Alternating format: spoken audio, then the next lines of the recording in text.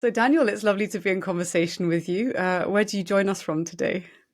From Espuchet, which is a little hill on the outskirts of Parma, just where the mountains start. And Beautiful. we are the custodians of a piece of land here. And my office is right in the regenerative food forest that I planted 2 years ago. Wow. That definitely beats where I'm at. I'm in my small podcast room in a noisy corner of a very lovely barrio in Barcelona, but I definitely like the sound of being surrounded by trees and plants. So I'd like to open up the conversation by asking what I always open with, which is, what do you sense or imagine is going on right now in the global human psyche, if we take that frame?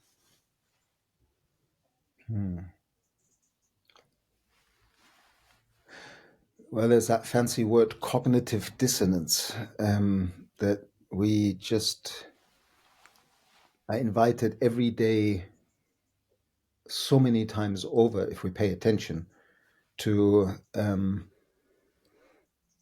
see the misfit between how we are behaving and the stories we're telling about who we are and what's worth pursuing, and life itself, the regenerative impulse of life that has helped life evolve over 3.8 billion years on this planet. And so we're kind of at a point which I would call a species level rite of passage. We're actually facing the real and present danger of overdoing it to the point that we will cause runaway effects that might lead to our own early demise. We're a young species. Or we mature into the community of life and unfold our true potential.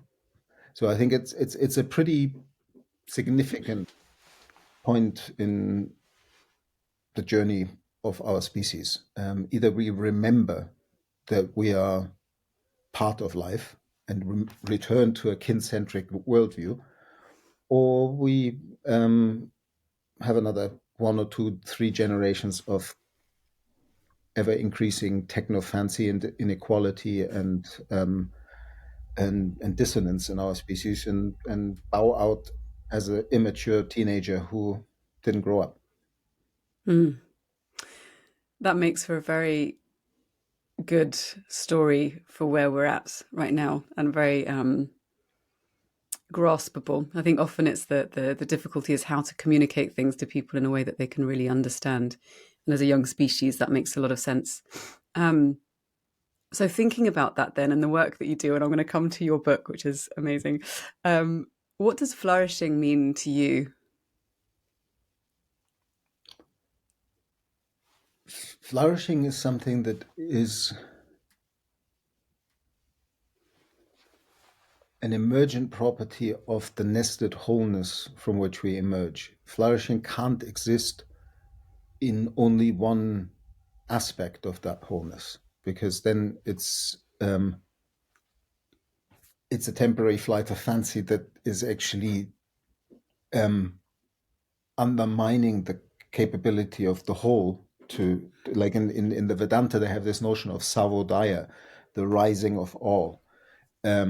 So either everything together or nothing at all. And for me, flourishing is that collective capacity to have life's regenerative impulse flow through each and every individual in such a way that every individual expresses its uniqueness. And when I say individual, I don't just mean individual human being. I mean every individual piece of grass, plant of grass, or every individual tree is unique. Doesn't exist in that context, in that way, ever again in the whole story of life. And flourishing is to live in a kin-centric way so all of life can unfold its potential. I love the use of the word kin-centric. It's funny, isn't it? Because it's back to that question of how we relate to nature of which we are a part, and whether we see ourselves in the kind of object perspective or the subject into being perspective.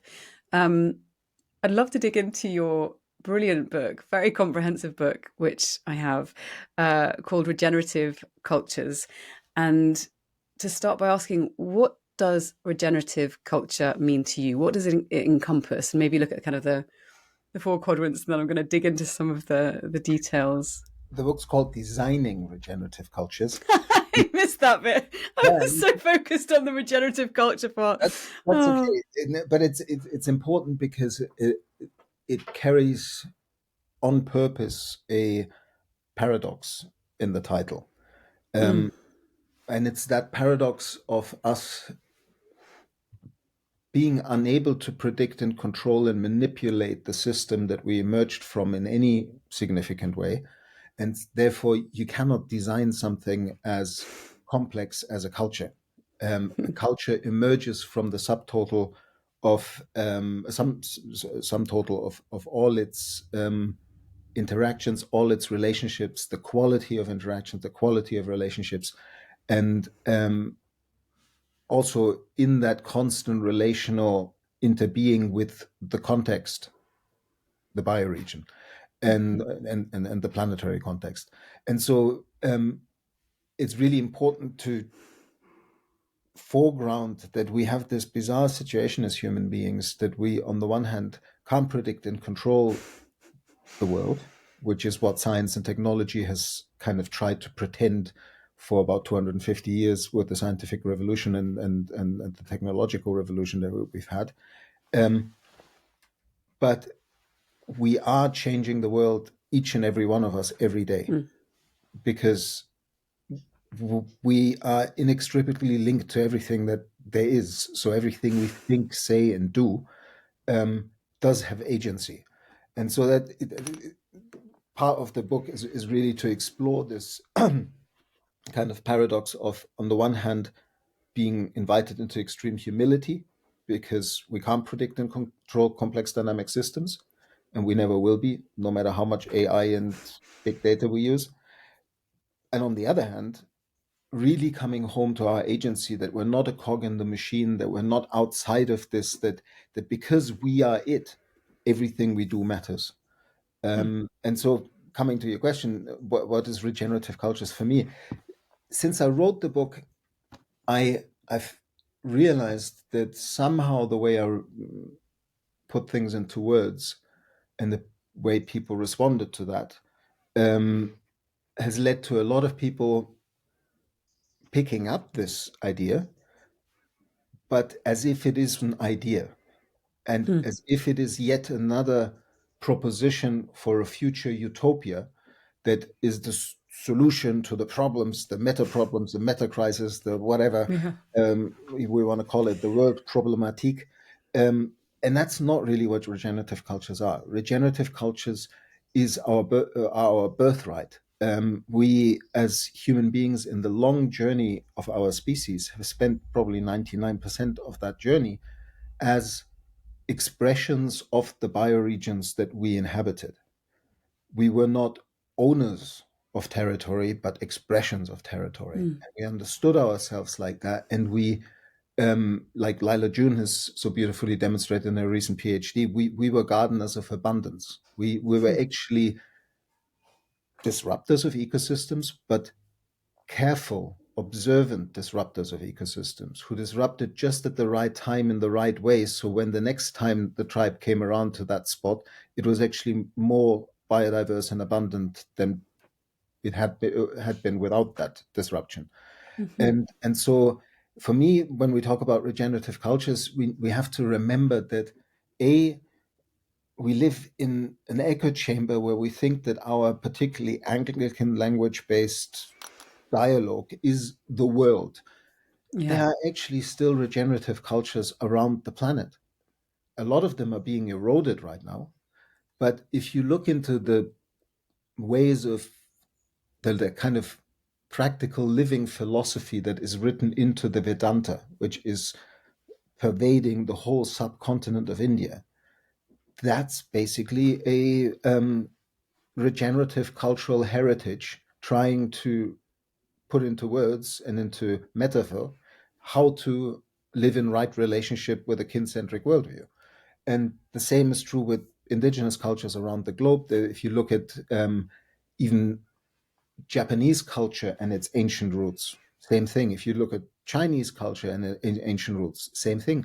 And also, like me speaking from Europe, in Europe there is also a deep indigenous lineage that carries this regenerative cultural impulse, because it's basically we have to, when we talk about regeneration, we have to understand that it's not some fancy adjective that is currently in vogue that will soon be replaced by flourishing or thriving or whatever the next term is. Um, it it is the essence of life's capacity to self-organize and evolve is regeneration, and it runs through everything in life. And so when we talk about creating or designing regenerative cultures, it's much more about in place and in context, seeing how caring, sharing, nurturing, loving shows up in its different forms, socially, ecologically, economically, in a given cultural context, in place. And then to fan those embers, because that's life's regenerative impulse working through us. And so when we talk about regenerative cultures, it's almost an instantaneous shift of perception to not look at the world through the lens of problems and or look at how many social and economic and ecological problems we have in this place and how we're going to solve them and get more experts in these disciplines so we can solve them one by one. No, it's looking at what is already there that is the nurturing and sort of in life intending to flourish, and that process of the rising of the all of the Sabodaya, and how do we interconnect people, make people more aware of the different aspects of regeneration in their community and bioregion, and begin to create a shared narrative in which we understand that the lady who is working with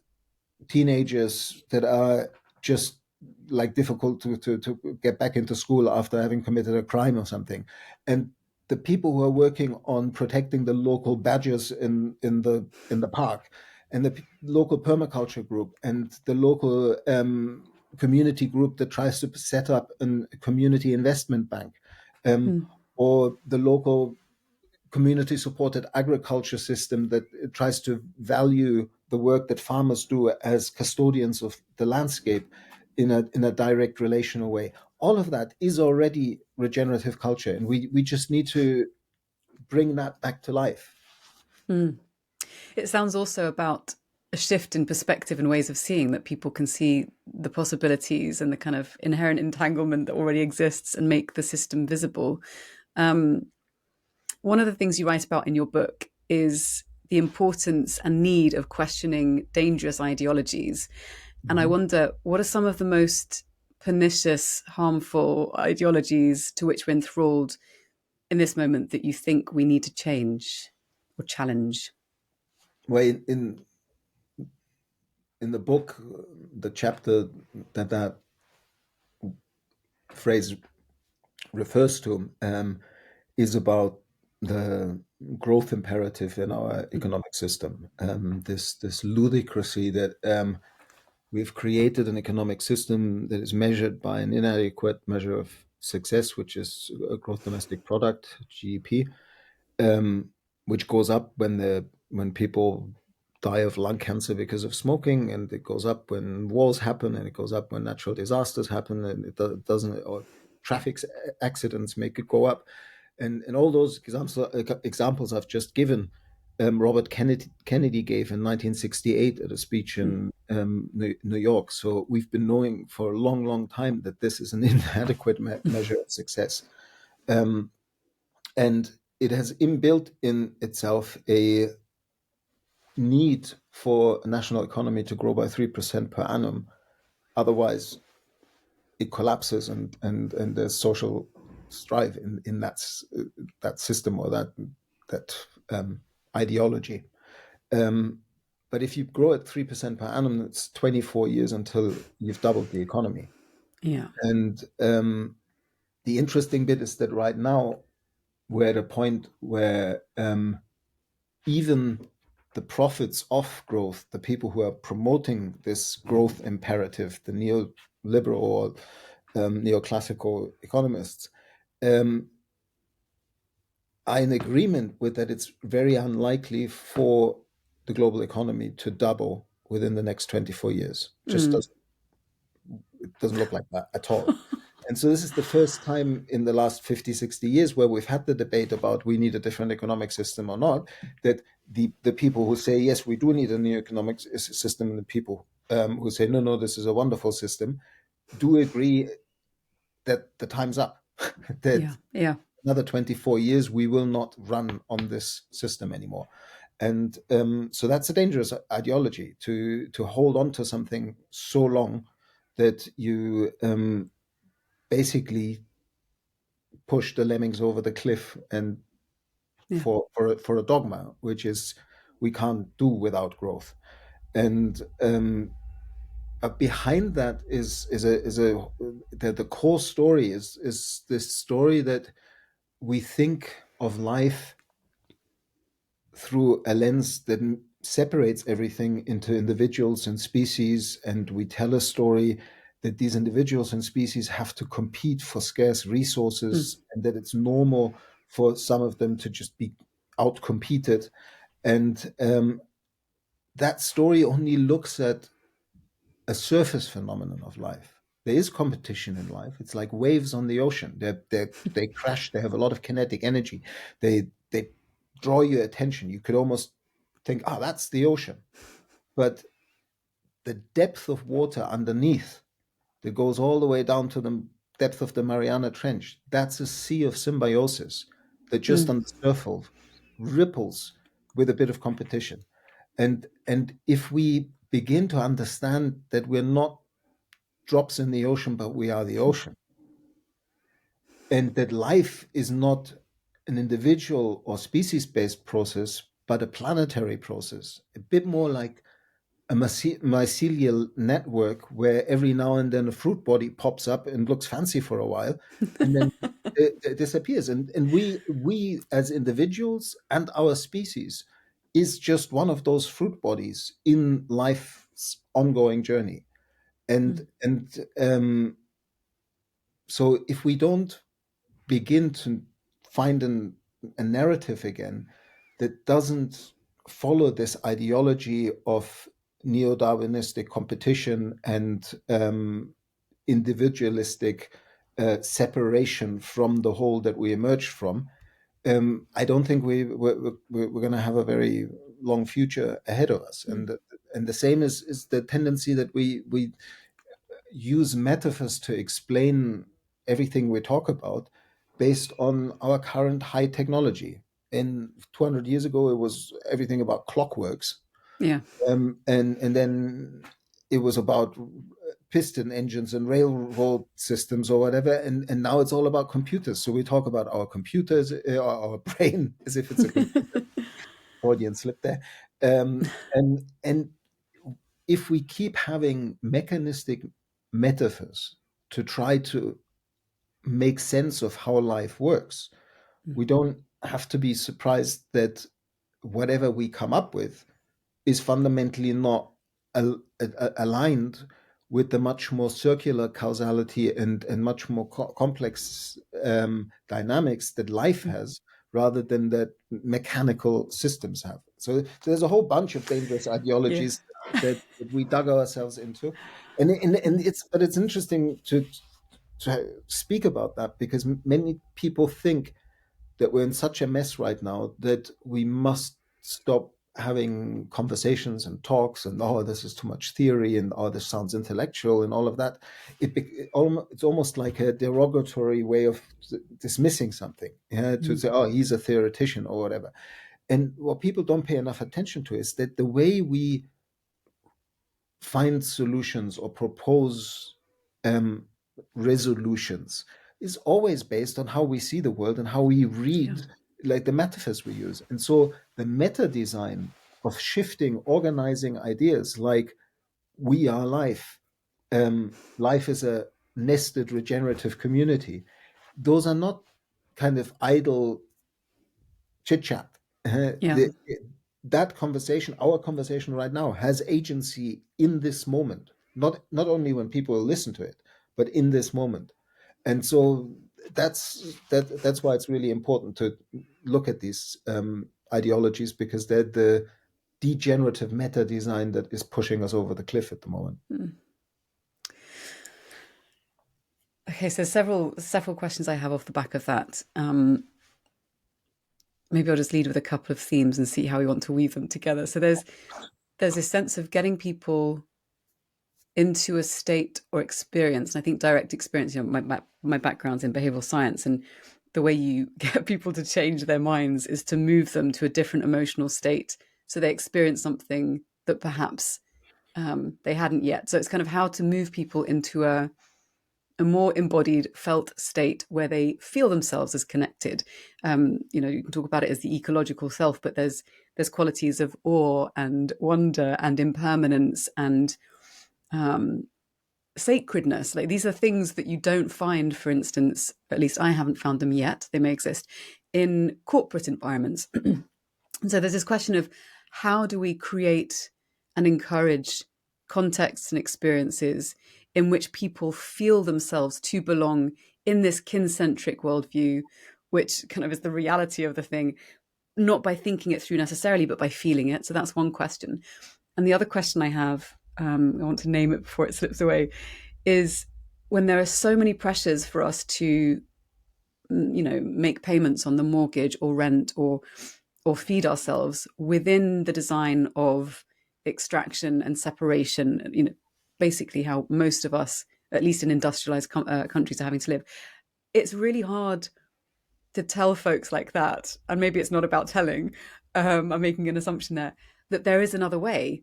So how do we work with the pressures of daily life in a capitalistic society where we need to make what's actually quite radical change to return to a more entangled way of life, which has more complexity, more ambiguity? When people are scared, there is precarity. So, and I think these things connect, but if I just throw that ball of yarn over to you to make sense of.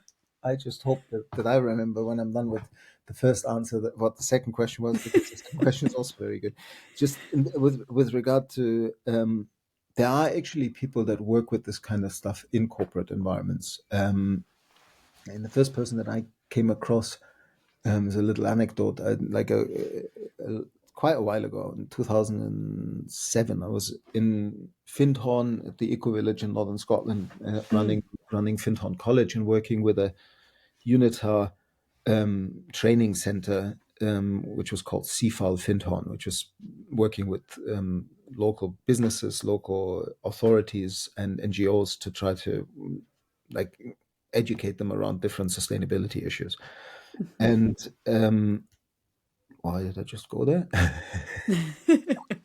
Corporations, sacredness. I had there was this moment where I realized that I had a bit of a bias in myself as a kind of more grassroots activist coming out of the eco village and permaculture lineage, and the kind of deep ecology and Schumacher College lineage. That I had a bit of an issue with business people.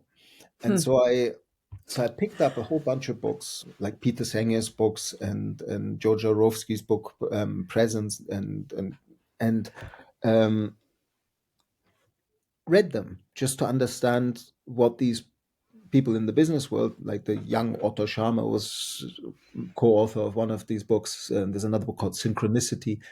And in each and every one of them, I kept bumping into this one name when the story was getting particularly interesting. And the name was John P. Milton. And then the reason why I told the story about Findhorn is that this typical Findhorn miracle that sometimes happens is that I had like 3 or 4 times in the last 6 weeks of at that point, highlighted that name, written it down, must find out more about this guy. And suddenly I get a call from my co-director of the college saying, oh yeah, John Talbot is in town and tomorrow night he's going to have a really interesting guest. And I thought you might want to join the dinner. And she mentioned this name, John P. Milton. And so Wow. I got to meet him. And so basically John is of mixed heritage from both Scandinavian and Native American background, and grew up in a Native American reservation, and was already a little bit of a different child, in the sense that normally kind of vision fast, vision quest, rite of passage work doesn't start until puberty, depending on the point of the personal development. It can be 13, 14, 15 if it's early, but it can be as late as 16, 17, 18 when people do their first fast. And John apparently insisted very, very early on in life, like with 4, when he barely spoke, that he wanted to do a fast, and I went out on his first fast when he was 6, and then ended up needing to earn some money as a teenager, and ended up working on the pipelines in Canada, and saw the destruction that was being produced by cutting the forest and build the pipelines, and ended up being a co-founder of Friends of the Earth Canada, and did a degree in Earth science, which was revolutionary at the time. There were a few degrees like that. And then I think as early as 1978, he wrote a scientific article that was entitled "The Effect of Rising Carbon Dioxide Emissions in the Atmosphere on Life as a Whole." And then he worked with Maurice Strong on the 1972 conference in Stockholm for the environment. Fast forward, this guy eventually realized that all his mates in the NGO sector, Friends of the Earth, and all of that, were burning out after a few years. And that's when while he then, after the UN work, he ended up working in Mustang and the Himalayan region on setting up national parks. Like he set up the first national parks in Bhutan and Mustang. And during that time, he added another string to his bow, which was Tai Chi and Qigong. And he now, like a long time, he's been doing this for 25 years, when he realized how quick people burn out if they don't have a deeper practice of reconnecting to the land, of reconnecting to the nourishing aspects of nature, of their own nature as nature. He asked permission to his elders to bring Native American council and vision quest work to these initially burnt out activists. And then he then ended up through the Talberg Forum in Sweden and a number of other business outfits to basically take Peter Senge and George Orowski and Otto Scharmer and all these guys, Brian Arthur from the Santa Fe Institute, on their first vision quests and guiding them through these riches. He has this thing called the Way of Nature Fellowship, where he trains people in working in this way.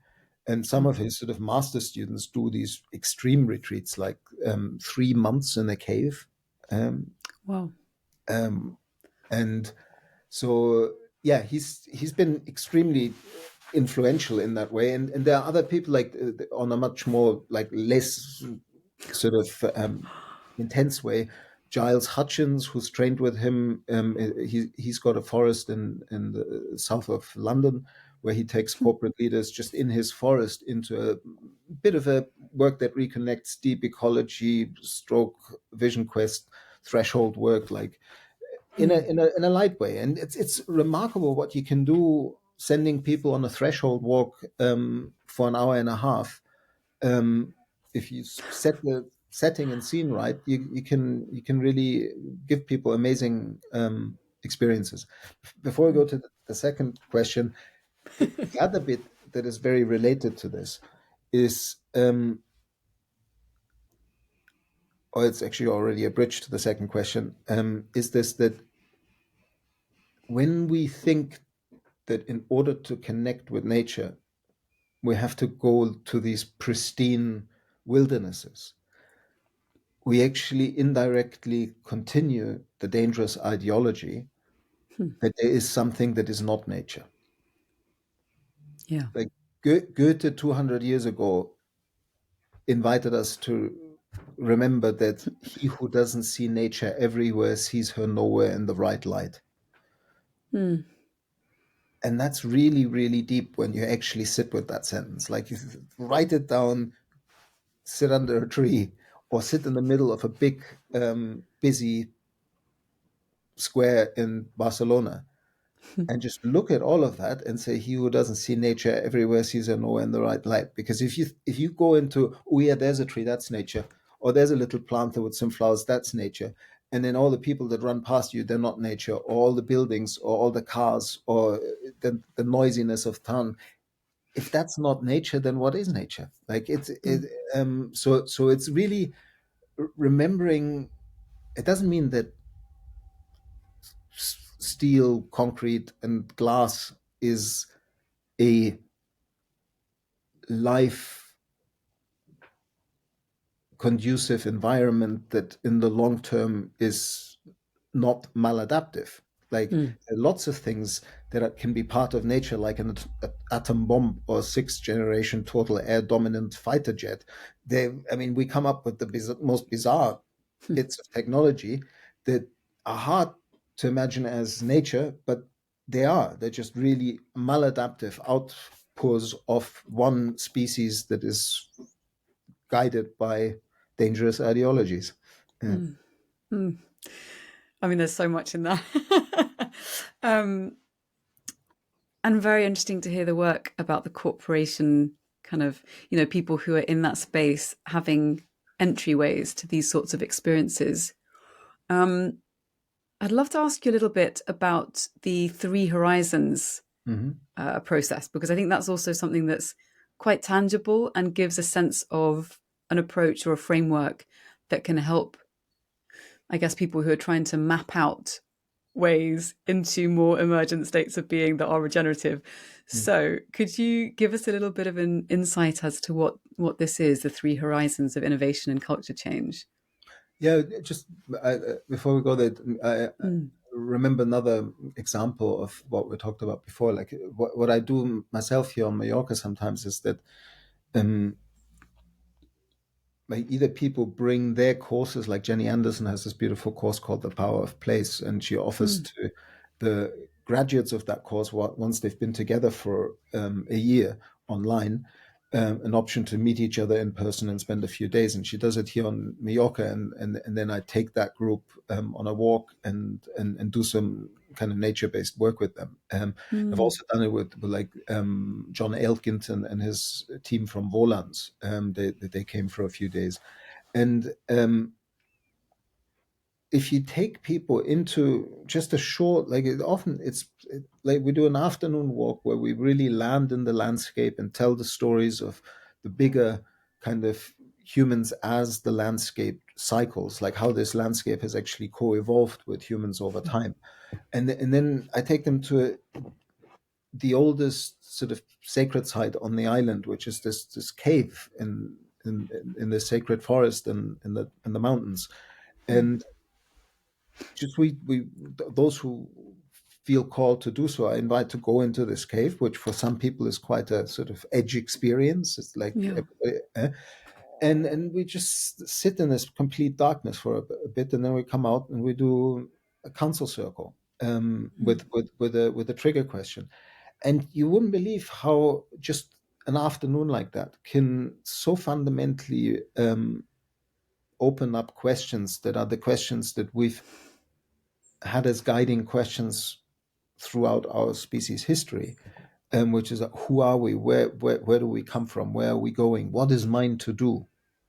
Uh, Mm. these are really important questions. That's why our regenerative culture ancestors had technologies of the sacred, like council and like rites of passage or threshold work, because it's in those moments that when we sit in the circle around the fire and we speak from the heart and listen from the heart, that we realize that there's something more than individuals coming together, that you can actually create a collective field where if you hold that field for long enough, the individuals start speaking from a place of wisdom that they wouldn't have had individually if they're not sitting in that circle. Like once people have that embodied experience of hearing themselves voice something in a circle like that, that then completely floors them and said, I didn't know that was in me. Then you can open up, like suddenly the idea of collective intelligence and fields, social fields, is not a kind of intellectual theory anymore, but an embodied experience, and that's what really matters. But that wasn't your question. Your question was about That was a really interesting answer, though. um, the, the three Yeah. horizons. Yeah, the three horizons, like it's bridges into this whole, like, how do we work with corporate sector or people who find it hard to stretch into even entertaining that the status quo could be fundamentally different in not so far from now. Um, the the way that the Three Horizon framework is often misunderstood, like it was developed by um, Bill Sharp, who's a friend of mine, together with a friend and mentor that we share, who's called Anthony Hodgson, who's now in his 80s. He's sort of a bit of a Buckminster Fuller type character, and it's both of them worked for decades in very high level in industry future scenario work, mainly in the technological space. Like Bill ran Hewlett Packard's innovation lab, and Tony worked with all sorts of outfits. But their main work, what they did for business, was kind of scenario planning and the early futures work. And the Three Horizons was initially conceived of as a much more sort of generative, quick way of bringing future consciousness into the room, without having to run a very detailed, long, drawn out scenario planning process where you then have your four scenarios and all of that, and it costs a company, I don't know, hundreds of thousands to run scenarios like that. And but it uses the cognitive architecture behind the Three Horizons is strongly influenced by the work that Tony did in the 1960s and 70s with J.G. Bennett at Coombe Springs. So it's actually rooted in a much deeper lineage of how we move from binary thinking into the threefold way, which is to understand the potential when you see binaries not as either or, but as polarities that have a potential of a higher resolution. And that lies much deeper in behind the Three Horizons. So when people use them now, because they've been picked up really quite successfully, Bill's stayed with it to try to get it into usage. And maybe also my book helped a little bit because I speak about it in my book. I hear a lot of people, even good friends, when they sort of use them relatively on the surface level, meaning then it becomes a sort of the first horizon is the status quo, the third horizon is the regenerative future we want to create, and the second horizon is the turbulent transition time, that the bridge that we need to have from the status quo to that future. It's a useful framing. It is part of the Three Horizons. But what is much more powerful, like even in that framing, you can then zoom in onto the second horizons, where like you can give kind of classic roles to each horizon. The first horizon person is like who's focused in the first horizon is the corporate manager, the CEO, the president, the mayor, whose responsibility is to keep people in jobs, to keep their kids in school, to keep the light on, to keep the status quo running. Um, and in the third horizon would be much more the visionary who analyzes the status quo, sees how it's no longer fit for purpose, and says, no, no, no, we need fundamental transformation. This a little bit doing the wrong thing a little bit less wrong isn't going to get us out of this. Yeah. And the second horizon is the entrepreneur who says, this is really important. Like what this third horizon, like in the open mindset, I would say that what the third horizon person says is really important, but we need to create steps there, and let's do one by one the entrepreneurial, already feasible steps to walk towards future. And in that space, and that's where it's very useful for people working in technological innovation or in any kind of innovation, is that you can use, when you map in these three horizons, you can use the second horizon as a sort of asking the deeper question: is this innovation just going to perpetuate Horizon One? Is it going to be captured by Horizon One and used in the way that Horizon One operates, or is it a true transformative stepping stone to a Horizon Three? And all of that's already starting to be a little bit deeper in the use of the three horizons. But the most powerful way of using the three horizons is to speak of them as perspectives on the future from these three different roles. The kind of Horizon One business manager, kind of responsible person, the visionary, and the entrepreneur. And then through these three perspectives, map each one of their vision of the future onto the three horizons in a way that suspends judgment and is kind of like the significance here is to say, if these are perspectives on the future, you can hold these perspectives in a closed mindset and in an open mindset.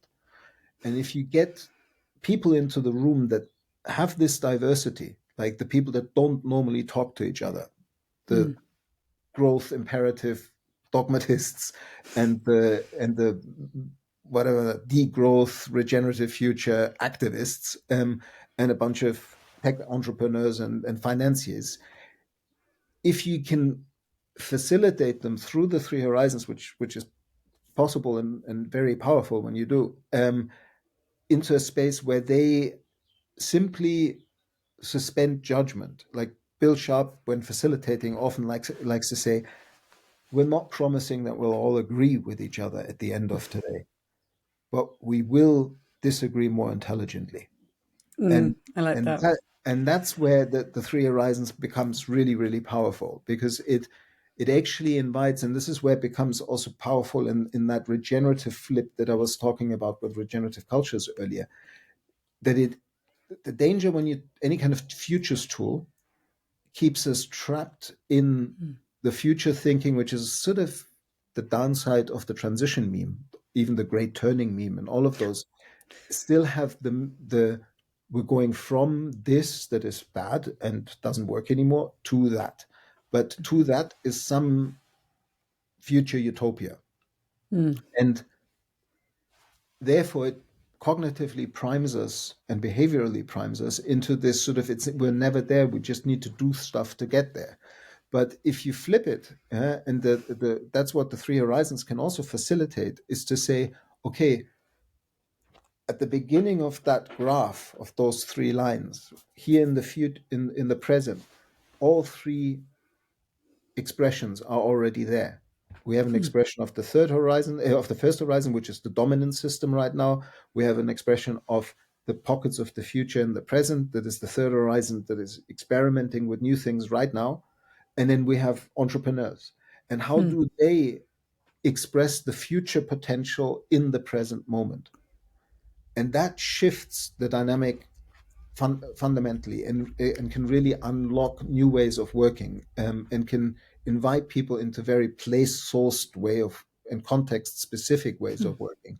the more bounded you have your conversation in a particular place or in a particular industry, and the more you clearly bring in the diversity of not just shareholders, not just stakeholders, but also careholders, then you suddenly have a conversation that everybody learns deeply from, and that then enables systemically new collaborations to happen. So that, yeah, it's a good tool. It's a very rich area. It's tricky, isn't it? One of the things that you've named a few times, which I'd love to hear more about, is how to not fall into the trap of thinking that the work you're doing is embodying the future that you want to kind of inhabit that's already here.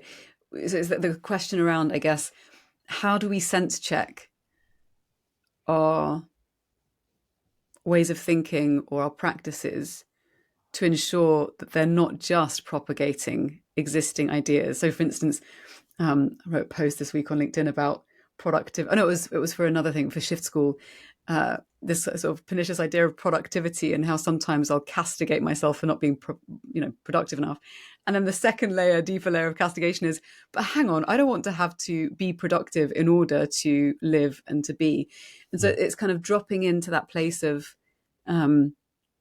giving people a sense, a set of perspectives to be able to compassionately understand whether they're still working from that place of existing kind of horizon one dynamics. Does that make sense as a question? Like, how do we move people into a different way of making decisions, or to give them the spaciousness and perspective to be able to appraise where they're anchored in so they can understand what their actions are actually going to bring about?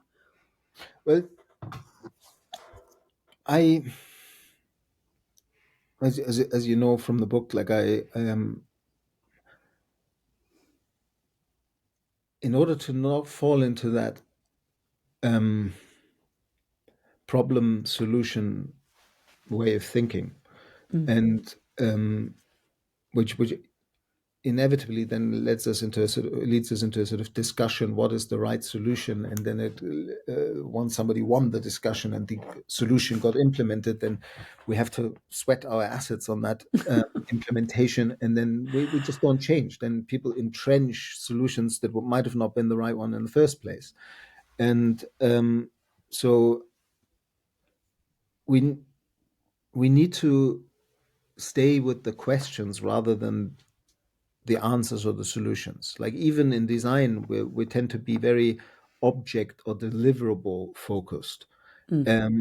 Whereas in regenerative design, it's the way you get there and the collective process of how you decide what is actually worth getting to and what is wanting to be expressed in that place by those people in a more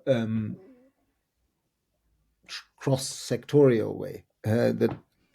And so you foreground, like you still implement solutions, you still have projects, you still deliver a contract, but if from the beginning of doing that work all the way through doing it and the then use of whatever the outcome of it is, the foreground is the social process and the learning and the relational deepening in understanding not just what this invention is offering, but how it came about, where the materials come from, where they go, and how it is embedded in a system. And on top of that, the capacity to always be aware that it's a prototype. Every outcome is a prototype, and we have to maintain the ability to question that outcome. And so that's why in my book, every subchapter where I talk about whatever circular economy and biomimicry and architecture and product design and material science, but instead of going into some sort of, and these are the conclusions and these are the outcomes, I summarize each subchapter with a set of questions. Often flipping the principles. So, for example, in the chapter on biomimicry, I just simply took the Janine Benyus's and Dana Baumeister's wonderful principles of biomimicry, life's principles. But instead of voicing them as principles, I voice them as questions. And something fundamentally happens to you cognitively when you ask the question, because then you're in it. You're positioned. You need to have an opinion rather than, oh, here's a principle, interesting principle. Maybe at some point I'll use it. Yeah. And that's a very long preamble to the answer to your question, which is, if people want to have a guidance compass of a set of questions to ask whether they're still sort of aligned or not. Again, going back to our indigenous inheritance of sacred technologies, pretty much in every indigenous culture around the world, there is a way of wording through story, song, and dance that if you have an important decision to make, you have to ask 3 questions. Does it serve yourself? Does it serve your community? And does it serve life? And it's not enough to have a very convincing answer or 2 for one of these 3 questions to then say, oh yeah, that's worth doing. You have to ask the other questions too, and you have to have at least 2 convincing answers for all 3 questions.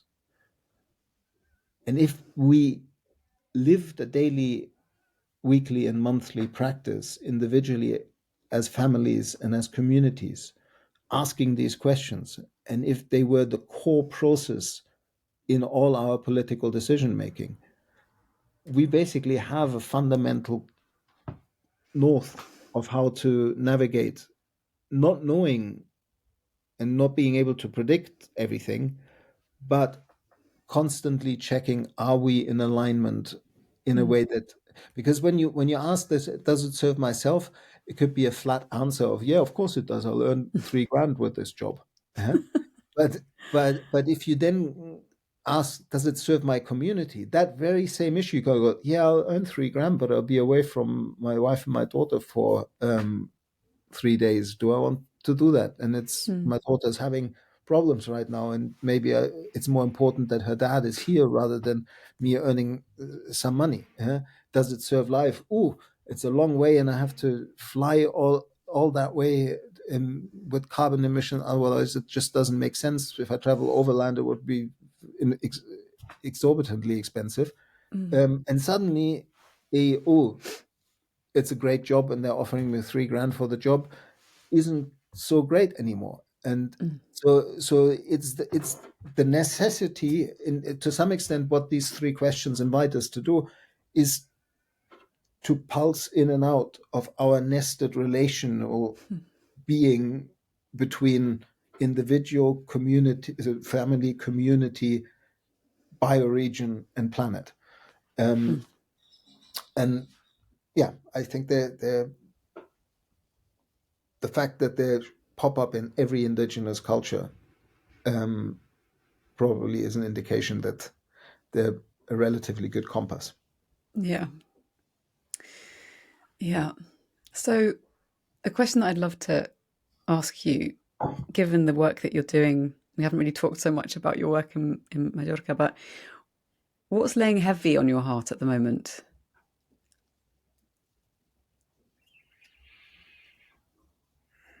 Well,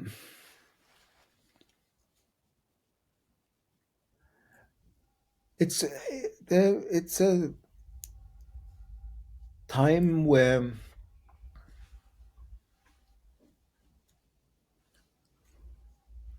I think it's healthy to focus on what's going right rather than what's going wrong. Because if you focus on what's going wrong, there's just so much that it can be overwhelming to the point that it creates a sort of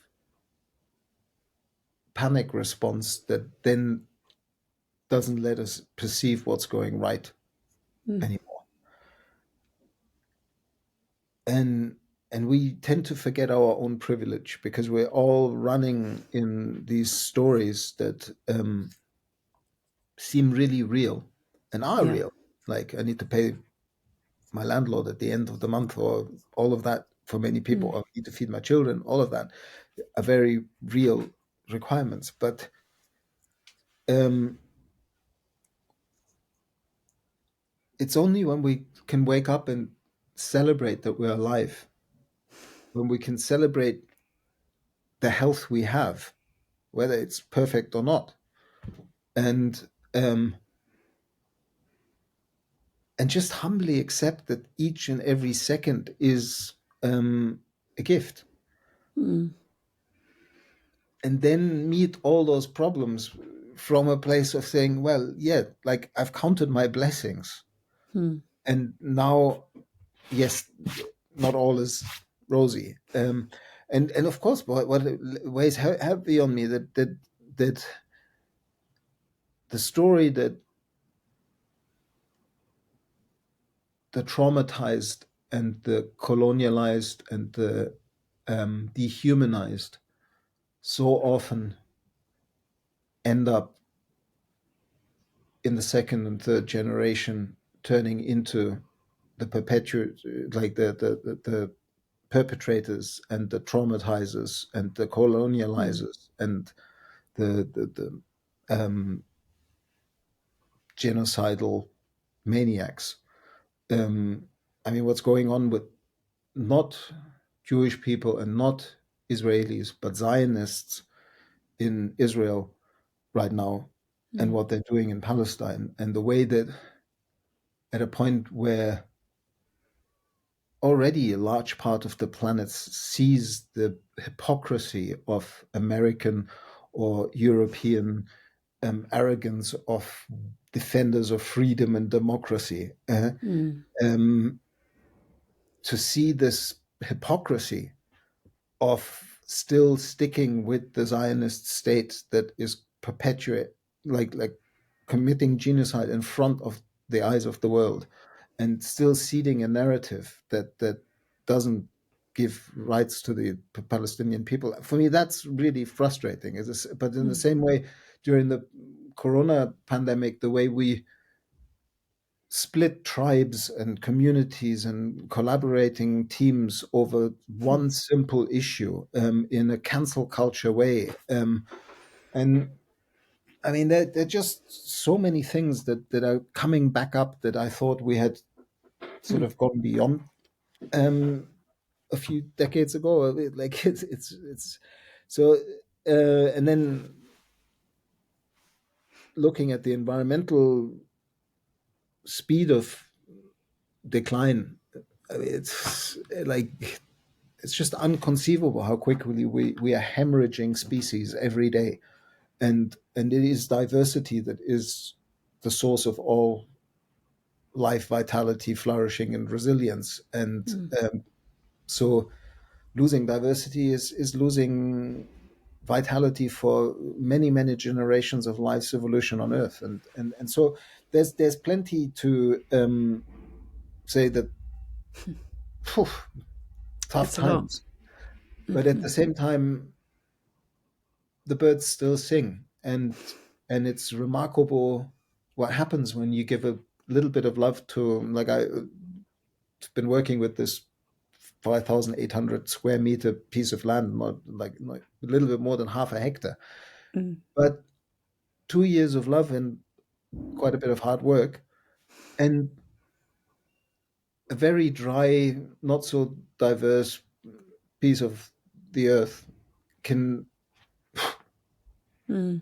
suddenly rebound into food forest where people come and visit and say, "Oh, I've not seen that butterfly since my childhood," Oh. uh, uh, and this is after not even 3 years, and like land turtles coming in, Mm. wild Mm. turtles, and hedgehogs showing up. Oh. All of that for me is where I try to, like, because there's so much that is going wrong that I'm beginning to feel one of our cultural biases, particularly in the kind of world we move in, and the people you interview, and the people I interview, and all of that, this pervasive notion of the change maker, of the world's wrong, and how can I be a change maker? How can I be more productive? Like you were saying earlier, I need to be more productive. I need to make a difference in this world. And yeah, wonderful, good intentions, wonderful people that we connect with. But I think more and more on a personal level, and I also advise friends and people who ask often, that right now ask, what is my place and who are my people? And don't cop out on the who are my people and say, oh yeah, I have a wonderful online community and social media and friends all over the world. No, they need to be in 3D in front of you, not in 2D. Yeah. Yeah. What is your community and what is your place? And spend at least half of your energy, if not 2/3, on deepening those relationships. And if you have to redesign how you work and what you work in order to give through work more opportunity to build relationships at that scale, that is what is becoming valuable right now. If we chase after money, the value of money can disappear in a very few months. I had a 103-year-old grandmother who lived through 4 currency reforms. 4 times in her life, she Wow. just suddenly was told, you can go to the bank and get 50 Reichsmark and start again. The stuff you had earlier is nothing. And we think it's all, oh yeah, worth something. So what I think we really need to pay a lot more attention to is this coming home to place, and this building wealth through how we relate to a piece of land, how we relate to our neighbors, how to relate to our community, how we invite our bioregion to begin to relate to itself, and build local cooperatives and build local self-reliance. In if we have another 5 or 10 or 15 years of the empire crumbling around us, we wonderful. Then we've built the new system that made the old system obsolete in that time, but we might not have. And so find your communities. It might just be a survival issue Yeah. in the future. I mean, this penultimate question connects with that quite deeply. So it may be that it's redundant, but I would like to ask it anyway. And that's, how do you find or orient yourself towards beauty and wholeness when things are painful or dark or overwhelming? How do I orient them towards beauty? Towards Or life and wholeness and beauty, or any one of those things. well, interesting, because it's the way you just asked the question made me realize that often the process of opening up to life, wholeness, and beauty is actually not, and this is what our civilization has done so much, shy away from ugliness, death, and destruction.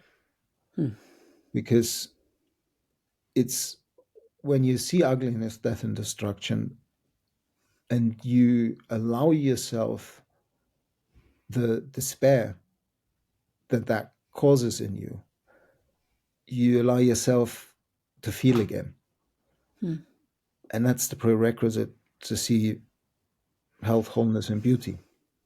So, like Joanna Macy, with the work that she now calls the work that reconnects, it used to be called despair and empowerment workshops, and she ran them in the height of the Cold War, kind of gearing up to World War III,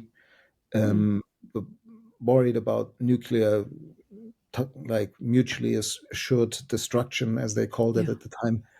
And and in many ways, we've come back to a similar kind of precarious point in human history at the moment. So this work of despair and empowerment, this basic psychological behavioral insight that only if we touch deeply into trauma, despair, um, and the feeling, the Mm. that cognitive dissonance that we talked about earlier, that sort of what are we doing to ourselves in life?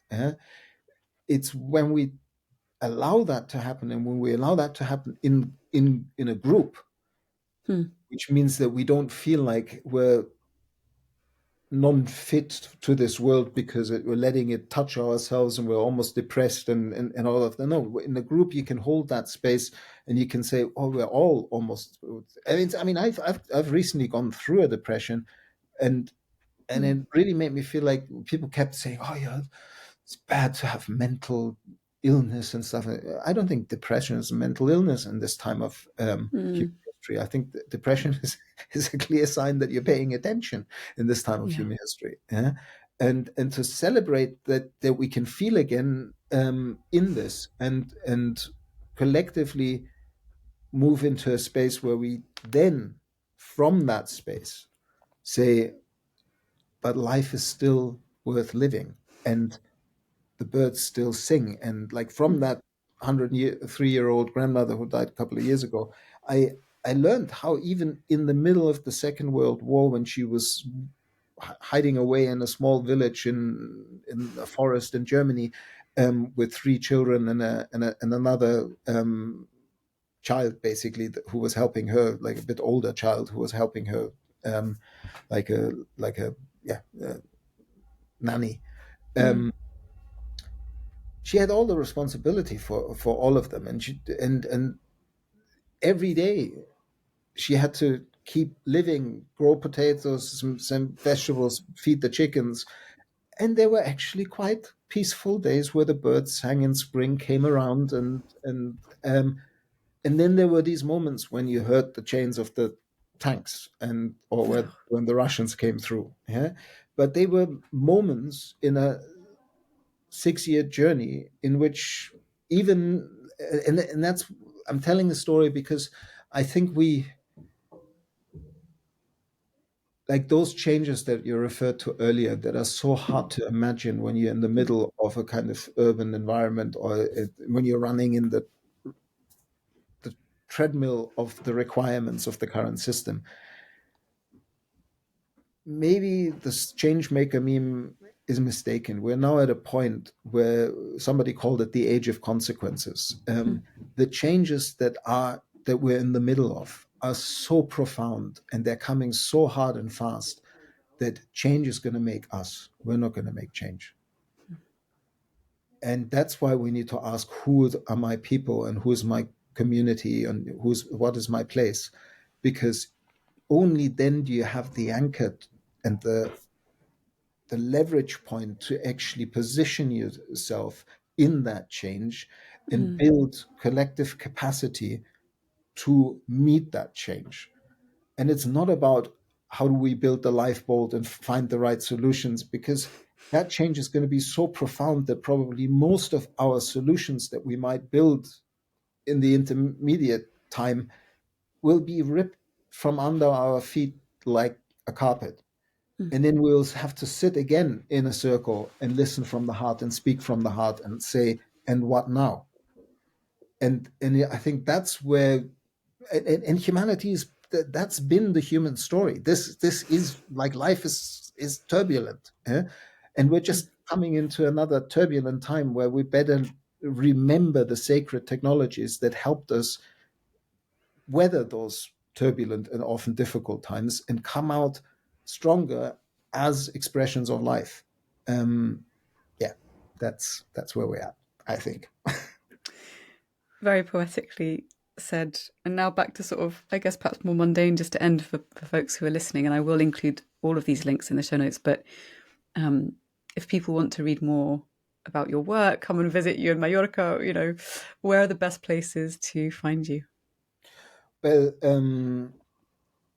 I have this, like, at some point I put pretty much every chapter of my book, all of them actually, onto Medium, but not in the order that they are in the book.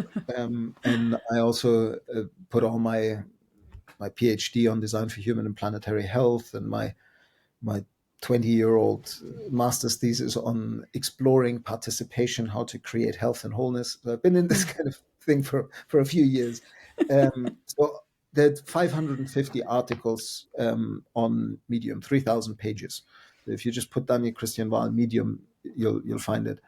And then I do conversations like this one, but I haven't graduated to the techie bit of doing it on Riverside and making it a proper podcast.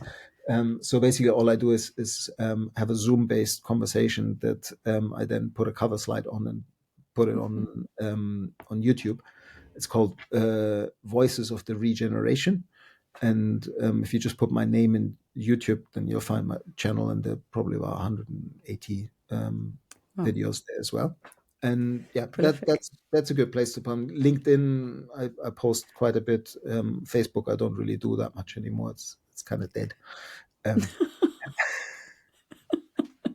is. Right. I mean, really nothing. Yeah, no, I know. It's true. If you compare, like if you post something in LinkedIn and there's like 300 people somehow engaging and comments and reposts, and it used to be like that on Facebook, but now it's like things have Facebook, changed. like the 6 people that always like Yes, yeah. that's it. No, they're still alive. Nice to hear from them. And so also, if people want to find out more about your book, Designing Regenerative Cultures, and other projects, danielchristianwahl.com, and I'll include that in the show notes. Yeah, Daniel, thank you so much. And on Go that ahead. danielchristianwahl.com, the book's out in Spanish, Portuguese, 8 languages I've read. Yeah, eight languages, and it's coming out in Danish and in Slovak and in Czech, and we're talking about Chinese and a French edition. So it'll probably be in about 11 or 12 by the end of next year. At least. It's nice. It's a real. I mean, I never thought that could possibly happen when I wrote it. I mean, of course, I put all that intention in wanting it to happen, but I wasn't convinced. Well, it sounds like a lot of other people are, and for good reason. Yeah, really, really wonderful book and very inspiring work. So thank you so much for taking the time to talk with me today. Thank you for the conversation. It was a lovely conversation. Look forward to re-listening when it's done. Have a lovely day. Thank you. You too.